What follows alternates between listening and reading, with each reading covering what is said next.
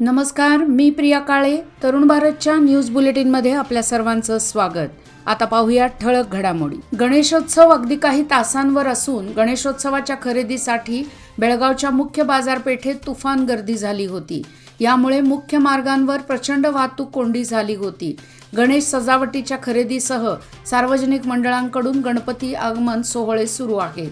तसेच गणेशोत्सवाच्या आगमनासाठी जय्यत तयारी सुरू आहे. त्यामुळे शहराच्या मुख्य बाजारपेठेसह उपनगरामधील बाजारपेठांमध्ये खरेदीचा उत्साह दिसून आला.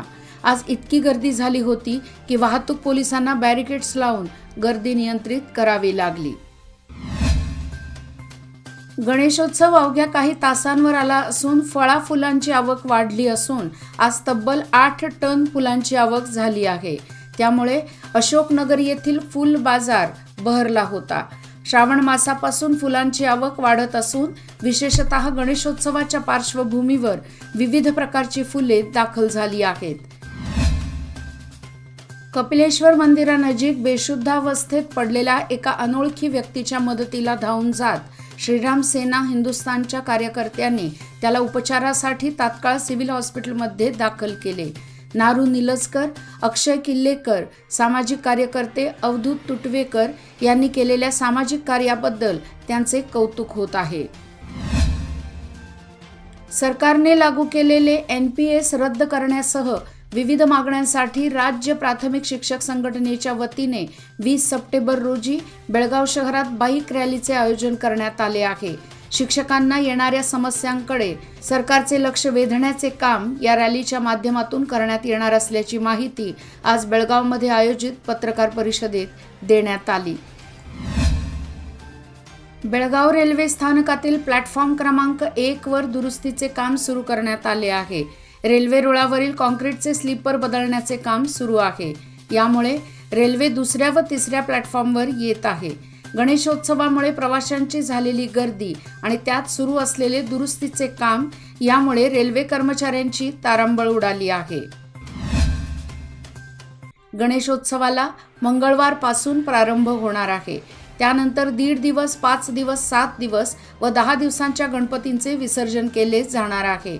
त्यासाठी महापालिकेने सर्व तयारी करण्यास सुरुवात केली आहे. सार्वजनिक गणेश मूर्ती विसर्जनासाठी जुना कपिलेश्वर तलावाचा परिसर स्वच्छ केला आहे. तर नव्याने बांधण्यात आलेल्या तलावामधील घाण युद्ध पातळीवर काढण्यास सुरुवात केली आहे. याचबरोबर रामेश्वर तलाव, वडगाव येथील नाझर कॅम्प, जुने बेळगाव येथील तलाव, अनगोळ येथील ढब्बू तलाव, किल्ला तलाव सज्ज ठेवण्यात आले आहेत. उद्यापासून गणेशोत्सवाला प्रारंभ होत असून त्यानिमित्त विसर्जनासाठी साफसफाई व सुशोभीकरणासह सज्ज केलेल्या रेल्वे ओव्हरब्रिज नजीकच्या जक्केरीहोंड तलावाचा उद्घाटन समारंभ आज महापौर शोभा सोमनाचे यांच्या हस्ते पार पडला. यावेळी उपमहापौर रेश्मा पाटील यांच्यासह नगरसेवक, महापालिकेचे अधिकारी आणि स्थानिक रहिवासी बहुसंख्येने उपस्थित होते. जवळपास महिनाभरानंतर पाऊस दाखल झाला. मात्र शहरात अनेक ठिकाणी गटारींची कामे अर्धवट स्थितीत आहेत. दरम्यान आजच्या पावसात या गटारीचे पाणी पाटील गल्लीतील शनी मंदिर गणपती मंडपात शिरल्यामुळे नागरिकांमधून तीव्र संताप व्यक्त होत आहे. RPD क्रॉस जवळील एका इमारतीतील 4थ्या मजल्यावर राहणाऱ्या तरुणाने गळफास घेऊन आत्महत्या केल्याची घटना रविवारी उघडकीस आली. रात्री उशिरा टिळकवाडी पोलीस स्थानकात या घटनेची नोंद झाली आहे. बसवेश्वर राजू बडची, वय वर्ष 28 असे तरुणाचे नाव असून कागवाड तालुक्यातील शेडबाळ येथील तो रहिवासी आहे.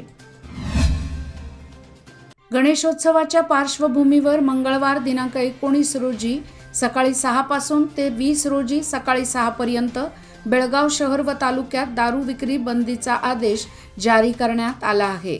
अतिरिक्त जिल्हा दंडाधिकारी पोलीस आयुक्त SN सिद्धरामप्पा यांनी सोमवारी यासंबंधीचा आदेश जारी केला. भाजप नेते माजी मंत्री रमेश जारकीहोळी यांनी बेंगळूर येथे आज माजी मुख्यमंत्री HD कुमारस्वामी यांची भेट घेऊन त्यांच्या प्रकृतीची विचारपूस केली. यावेळी दोन्ही नेत्यांमध्ये 1 तासाहून अधिक काळ चर्चा झाली. यानंतर माध्यमांशी बोलताना रमेश जारकीहोळी यांनी त्यांच्या प्रकृतीची चौकशी करण्यासाठी आपण आलो होतो, यामागे कोणताही राजकीय हेतू नसल्याचे सांगितले. बेळगाव पणजी महामार्गासाठी खानापूर तालुक्यातील शेतकऱ्यांची जमीन भूसंपादन करण्यात आली आहे. मात्र रस्ता पूर्ण होऊन देखील शेतकऱ्यांच्या नुकसान भरपाईची रक्कम देण्यात आलेली नाही. त्यामुळे येत्या 5 ऑक्टोबरपर्यंत शेतकऱ्यांची नुकसान भरपाई रक्कम मिळाली नाही तर टोल नाका बंद पाडण्याचा आणि उग्र आंदोलन करण्याचा इशारा शेतकरी संघटनेने दिला आहे. येथील विश्रामगृहात बोलवलेल्या पत्रकार परिषदेत ही माहिती देण्यात आली.